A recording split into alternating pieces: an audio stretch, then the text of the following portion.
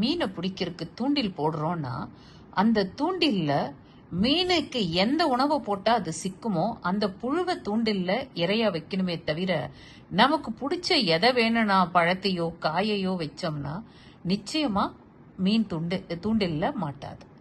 அதே மாதிரிதான் எலிய பிடிக்கணும்னா எலி பொறியில அதுக்கு பிடிச்ச அதை அட்ராக்ட் பண்ற மாதிரி தீனிய வைக்கணும். அப்பதான் எலி பொறியில மாட்டோம். அப்படிதாங்க நம்ம குழந்தைங்களாகட்டும், நம்ம பார்ட்னரை ஆகட்டும், குடும்பத்தில் இருக்கிறவங்களாகட்டும், நம்ம வேலை கரெக்டா செய்ய வைக்கணும்னா அவங்கள வழிக்கு கொண்டு வரணும்னா அவங்களுக்கு எது பிடிக்குமோ அதை செஞ்சு அது மூலமா தான் அவங்கள வழிக்கு கொண்டு வர முடியுமே தவிர நமக்கு என்ன பிடிக்கும், நம்ம என்ன சொல்றோங்கிறத அதை அவங்க செய்யணும், தட்டாம கேட்கணும்னா அது அவ்வளவு சுலபம் இல்லைங்க.